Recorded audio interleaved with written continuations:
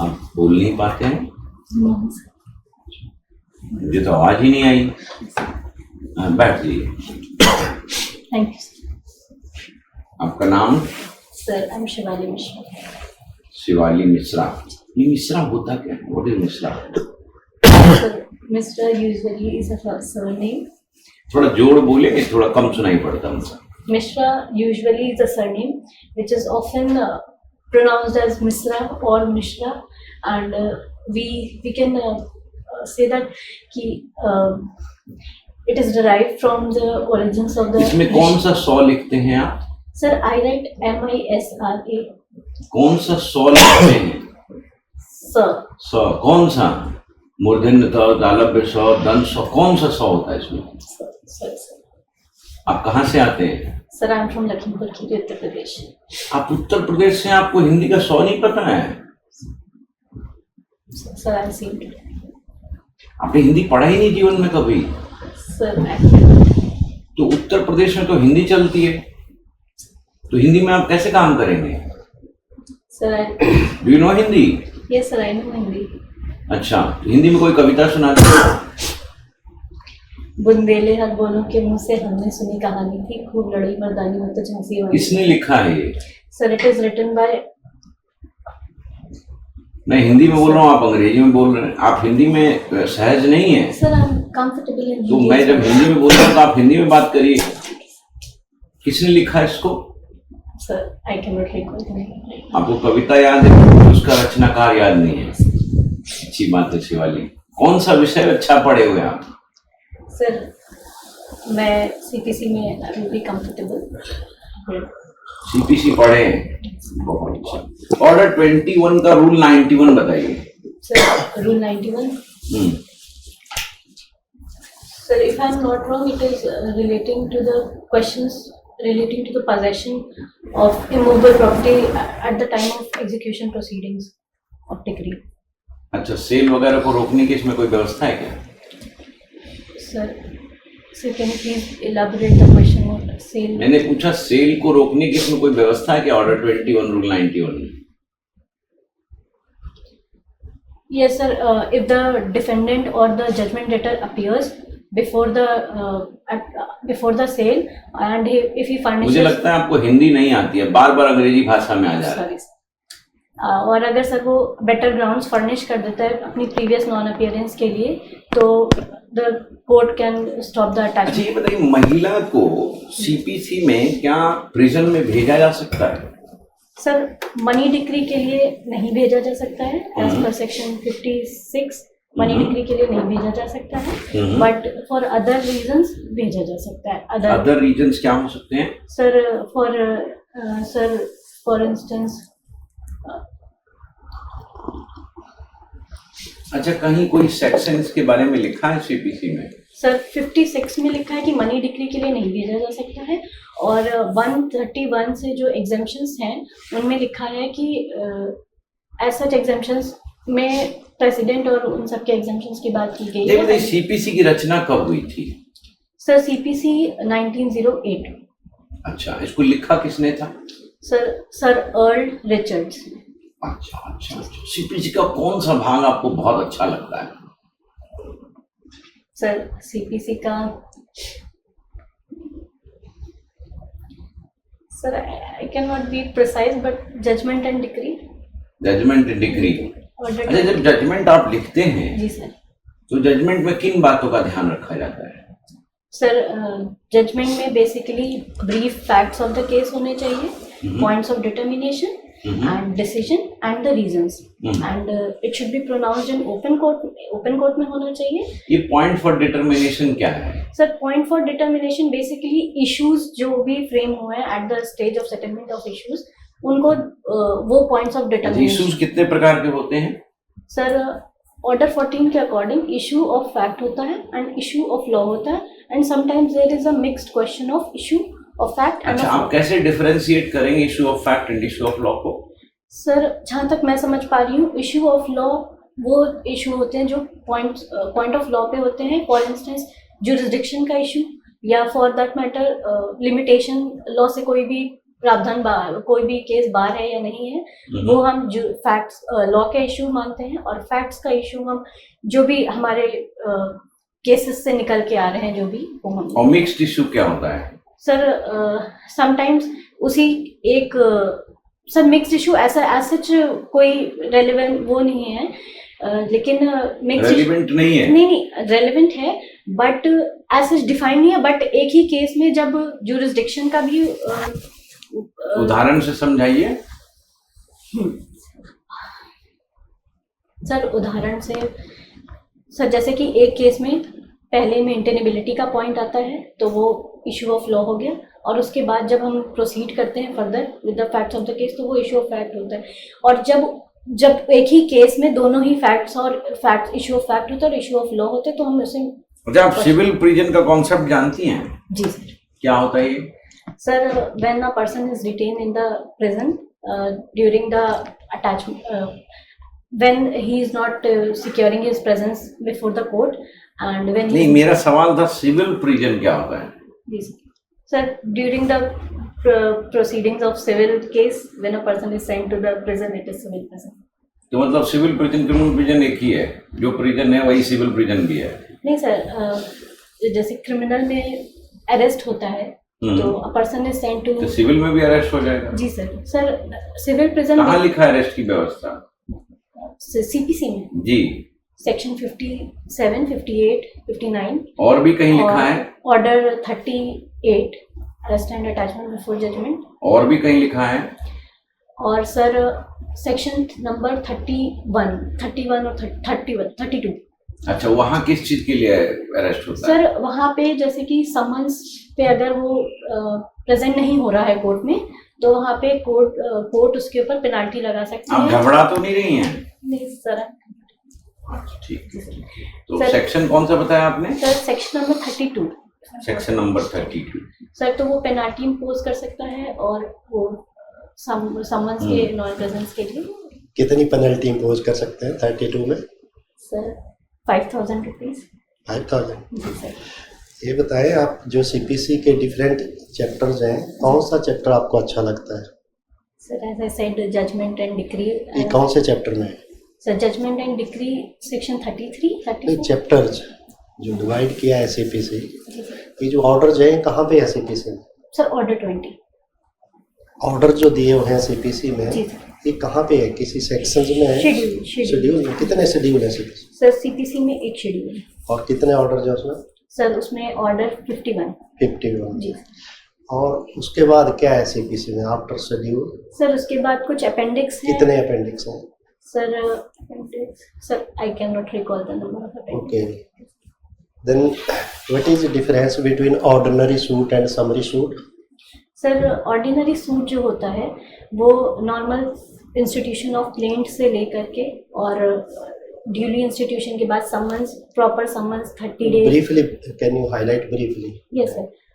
Sir सबसे पहले जिसमें पार्टीज डिसाइड होकर के इंस्टीट्यूशन ऑफ प्लेंट के बाद समन्स इशू होने के बाद जहाँ पे फर्स्ट हियरिंग और जो पूरा प्रोसीजर चलता है एडमिशंस का और उसके बाद सेटलमेंट ऑफ इश्यूज का। नहीं, difference can you differentiate?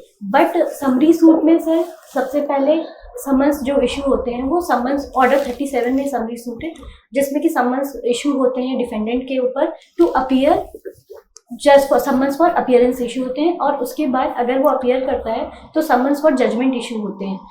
Sir it is basically a concise process, but summary procedure के ही अंत के रूल में लिखा हुआ है कि जो भी ऑर्डिनरी सूट पे लगता है वो समरी प्रोसीजर पे लगेगा।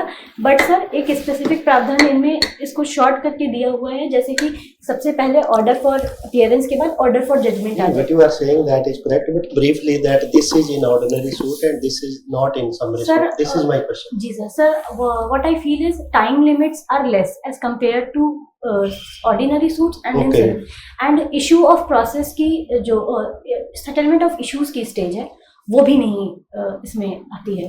किसमें? समरी प्रोसीजर में नहीं आती? हाँ सर, एक एज एन स्पेसिफिक स्टेज नहीं आती है, बट वैसे आ जाती है। Then which provision of CPC deals with temporary injunctions? Sir can I take? Order 39. So what is the reason that temporary injunction is provided in CPC and where is permanent injunctions? Sir, temporary injunctions are governed by CPC Order 39, whereas perpetual injunctions are governed by SRA.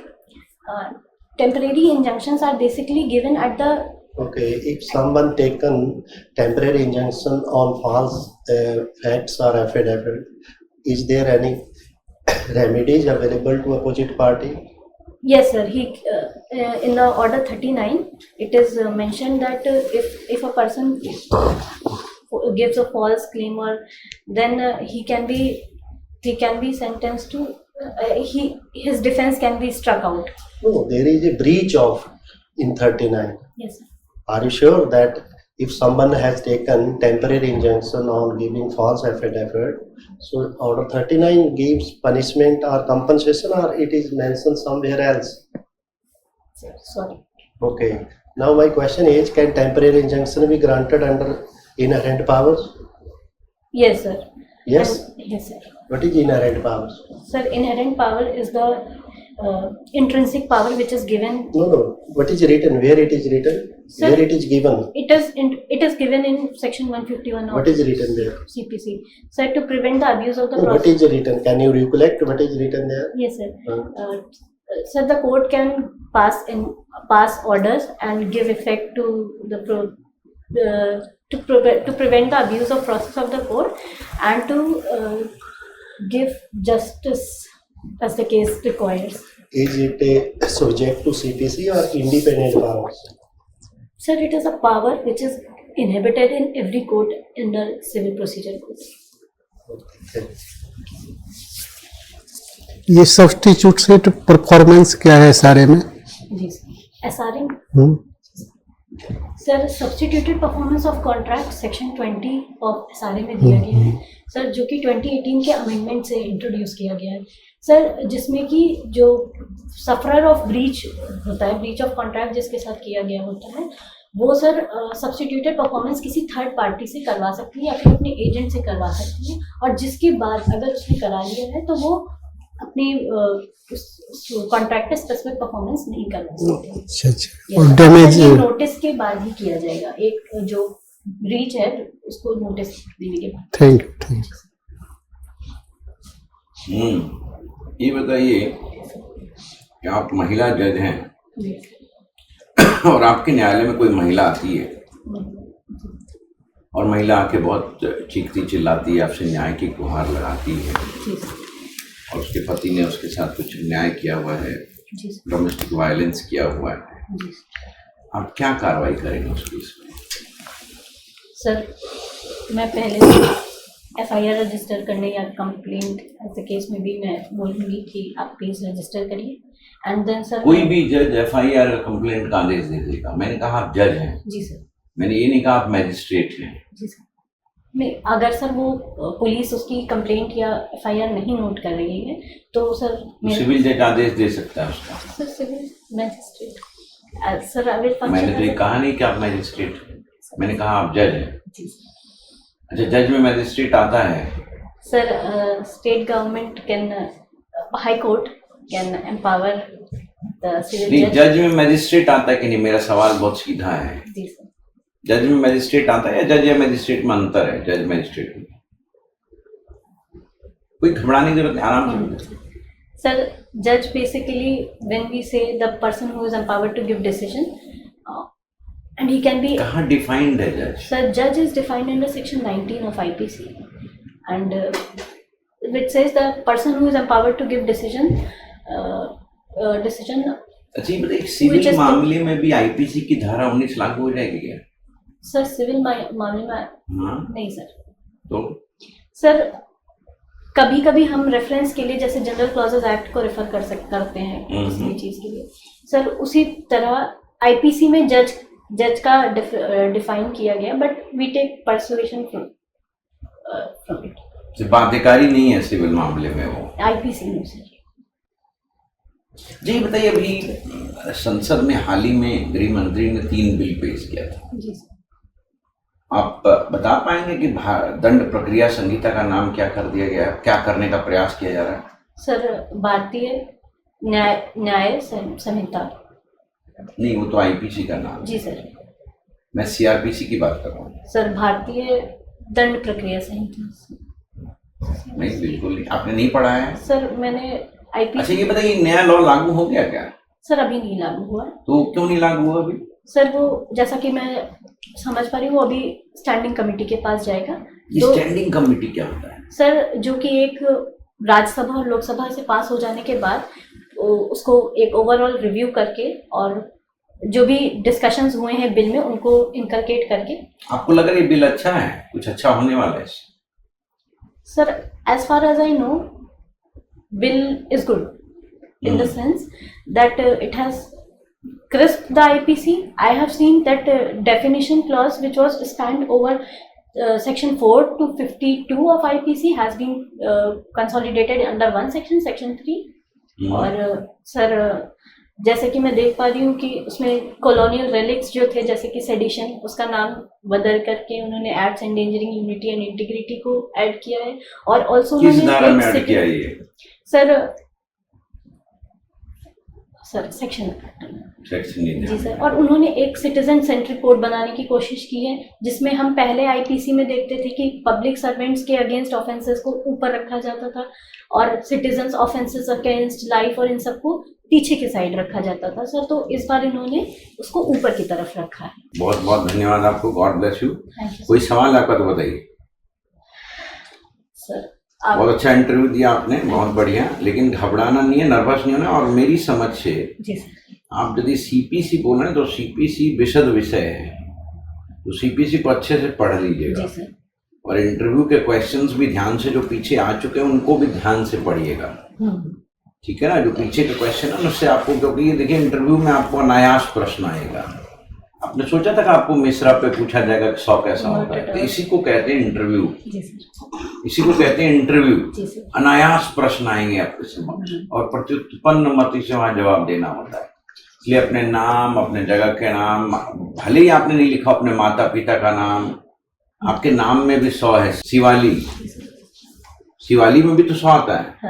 अच्छा, एक और बात कि आपने कहाँ से पढ़ाई की है LLB की? सर मैंने doctor Shakuntala Mishra national rehabilitation university Lucknow से पढ़ाई की है। अच्छा जी सर। तो वहाँ सबसे अच्छा विषय क्या पढ़ाएगा आपको?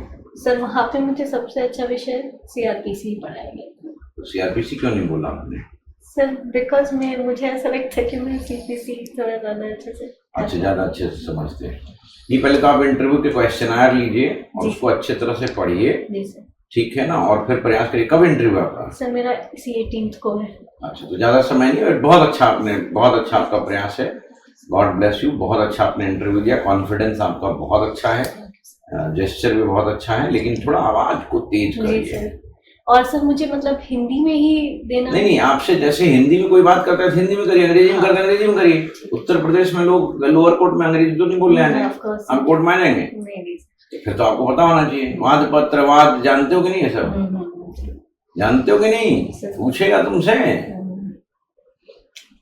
वाद पत्र क्या होता है, बताओ वाद पत्र क्या? वाद पत्र इज प्लेंट। हाँ, फिर आप अंग्रेजी में आ गए, स्प्लेंट। हमें भी अंग्रेजी बताती है, मैं मूलतः अंग्रेजी का शिक्षक हूँ। No no no, this will not work, no. I will sir, मैं इस पे देखने की कोशिश करूंगी कि मैं जिस भाषा में, हिंदी भाषा में प्रयास करिए बोलने का, और हिंदी के शब्दों का ज्ञान होना चाहिए, कम से कम CPC में तो जरूर। और थोड़ी सी क्लियरिटी लेके आइए, कई चीज़ें आप try to make that not in that very sense. Ordinary suit में और समरी शूट में कई और फर्क होते हैं, कोर्ट वाइज फर्क होता है, सब्जेक्ट मैटर वाइज फर्क होता है, और बहुत फर्क है। समरी शूट में ऑर्डर 39 रूल 4 में जज has power to set aside that ticket. तो फिर आप नहीं बता पाए, आप कुछ और आप ऐसा शो कर रहे थे, यू ट्राई टू है। हाँ सर, मुझे उस नहीं, ऐसा नहीं है। जब आपका फेवरेट सब्जेक्ट है, आप जो 151 सेक्शन है उसमें लिखा है nothing in this code shall prevent the, so you are not catching the very key words. Yes sir. One, you are saying that it is your favorite subject, and secondly you are saying I'm not in that very tone. Yes. Interview के questions ले लो सबसे पहले तो। और आप जो poem बोली थी ना, नीचे सर है ना, उनसे बात कर लेना, या यहाँ भी कोई होगा बता देगा। जो पोएम बोली थी ना, वो सुभद्रा कुमारी चौहान जी की है। जो बाद में याद हाँ। आया कि और मैं श्योर बाद में याद आया तो बाद में बता सकते कि सर अब याद आ पर गया। वो मैं इंटरप्ट मुझे लग रहा था कि मैं इंटरप्ट चलिए बहुत अच्छा, गॉड ब्लेस यू यार, बहुत बहुत बधाई हो, बहुत बहुत धन्यवाद, थैंक यू बहुत अच्छा इंटरव्यू दिया तुमने। So much thank you so much thank you.